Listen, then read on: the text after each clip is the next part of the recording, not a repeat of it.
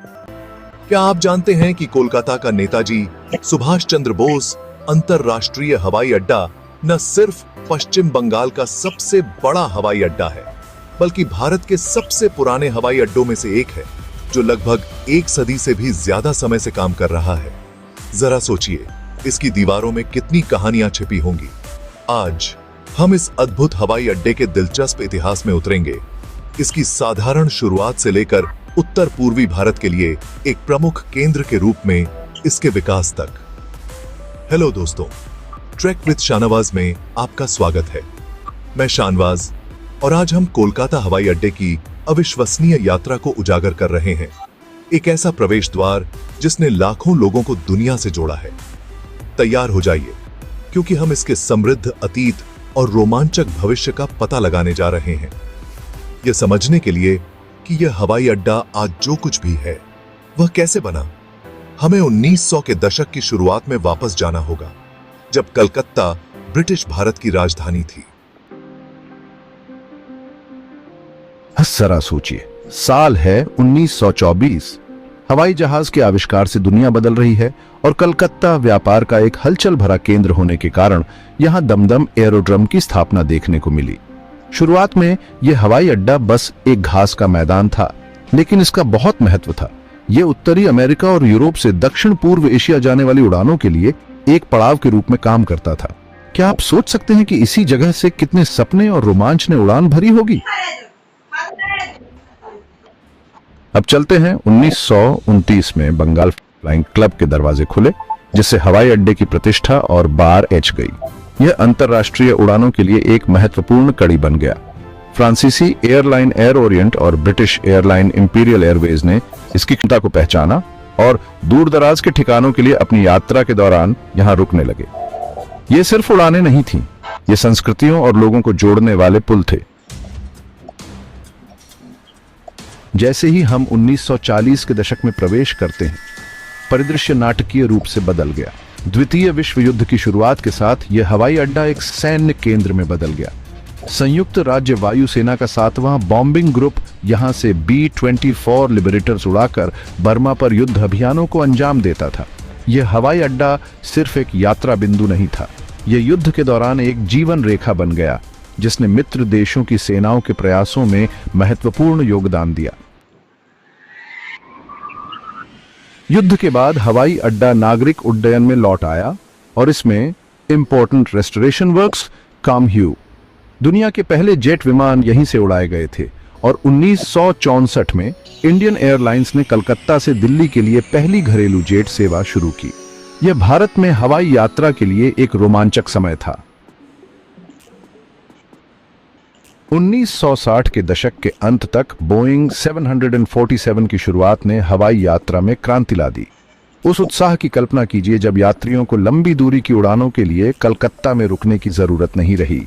लेकिन इस नए युग ने चुनौतियां भी खड़ी की, क्योंकि कहीं और बेहतर विकल्प मिलने के कारण यात्रियों की संख्या कम होने लगी। हालांकि 1971 में बांग्लादेश मुक्ति युद्ध के कारण हवाई अड्डे पर गतिविधियों में तेजी आई, क्योंकि भारत में शरणार्थियों की बारह आ गई, जिससे एयरलाइनों को अपनी सेवाओं को बढ़ाने के लिए प्रेरित होना पड़ा। हवाई अड्डे ने खुद को इस स्थिति के हिसाब से ढाल लिया और 1975 में पहला कार्गो टर्मिनल स्थापित किया गया। 1990 के दशक में जैसे ही भारत ने नई एयरलाइनों के लिए अपने आसमान खोले, कोलकाता हवाई अड्डे का आधुनिकीकरण हुआ।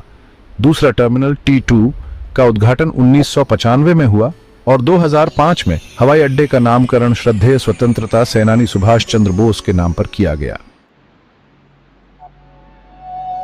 आज कोलकाता हवाई अड्डा सालाना लगभग 2 करोड़ यात्रियों को संभालता है, जो न सिर्फ पूर्वी भारत को बल्कि बांग्लादेश जैसे अंतरराष्ट्रीय गंतव्यों को भी जोड़ता है। भूटान और दक्षिण पूर्व एशिया विस्तार की महत्वाकांक्षी योजनाओं के साथ, जिसमें एक नया टर्मिनल भी शामिल है जो क्षमता को 45 करोड़ यात्रियों तक बढ़ा देगा। इसका भविष्य उज्जवल दिखता है। कल्पना कीजिए कि आप एक ऐसे अत्याधुनिक टर्मिनल से गुजर रहे हैं जिसे यात्रा को आसान और अधिक मनोरंजक बनाने के लिए डिजाइन किया गया है। Drone shots of the area and visual graphics showing future plans. और तो और आने वाली Kolkata metro on range line extension हवाई अड्डे से कनेक्टिविटी में सुधार करेगी। जरा सोचिए कि आप एक ऐसी ट्रेन में सवार हैं जो आपको कुछ ही मिनटों में सीधे हवाई अड्डे पर पहुंचा देती है और आपको सामान्य ट्रैफिक जाम से नहीं जूझना पड़ता। कनेक्टिविटी का यह स्तर न केवल कोलकाता बल्कि पूरे पूर्वी भारत के यात्रियों के लिए बहुत बड़ा बदलाव लाने वाला है। कोलकाता हवाई अड्डे का बहुत महत्व है। यह बिहार, झारखंड और ओडिशा जैसे आसपास के राज्यों के लोगों के लिए एक महत्वपूर्ण कड़ी के रूप में काम करता है। यह सिर्फ उड़ान भरने के बारे में नहीं है, यह समुदायों, संस्कृतियों और अर्थव्यवस्थाओं को जोड़ने के बारे में है। और जैसे जैसे कोलकाता एक आईटी हब के रूप में विकसित हो रहा है, टीसीएस और आईबीएम जैसी कंपनियां अपने कारोबार का विस्तार कर रही हैं। इस विकास को समर्थन देने में हवाई अड्डा और भी बड़ी भूमिका निभाएगा। इस क्षेत्र में अतिरिक्त हवाई अड्डों के लिए भविष्य की योजनाएं इस कनेक्टिविटी को और भी बेहतर बनाएंगी। अब आपकी बारी है। नीचे कमेंट करके बताएं कि आपको कोलकाता हवाई अड्डे के बारे में सबसे दिलचस्प बात क्या लगती है, या फिर अपने सपनों के यात्रा गंतव्य के बारे में बताएं। मैं जानना चाहता हूं कि दुनिया के इस अद्भुत प्रवेश द्वार के बारे में आपको सबसे ज्यादा क्या हैरान करता है। चलिए बातचीत शुरू करते हैं और कौन जाने मैं आपके सुझावों के आधार पर एक खास वीडियो भी बना दूं। अंत में कोलकाता का नेताजी सुभाष चंद्र बोस अंतरराष्ट्रीय हवाई अड्डा सिर्फ एक यात्रा बिंदु से कहीं बढ़कर है। यह प्रगति, लचीलापन और जुड़ाव का प्रतीक है। इसकी यात्रा शहर की अपनी यात्रा को दर्शाती है, समृद्ध इतिहास और आशाजनक भविष्य का मिश्रण। तो अगली बार जब आप यहां से गुजरें तो इस उल्लेखनीय जगह पर सामने आई कहानियों की सराहना करने के लिए कुछ पल जरूर निकालें। इस यात्रा में मेरे साथ जुड़ने के लिए धन्यवाद। और भी दिलचस्प कहानियों और यात्रा संबंधी जानकारियों के लिए सब्सक्राइब करना ना भूलें। अगली बार तक ट्रैक विद शाहनवाज के साथ एक्सप्लोर करते रहें। देखो यार, रनवे को भी बड़ा करने का प्लान चल रहा है ताकि कैपेसिटी बढ़ जाए। और हावड़ा रेलवे स्टेशन, वो तो कोलकाता का मेगा प्रोजेक्ट है। पूरे देश में सबसे बड़ा स्टेशन है वो। इसके बारे में डिटेल में जानने के लिए स्क्रीन पे दिए गए वीडियो पर क्लिक करो।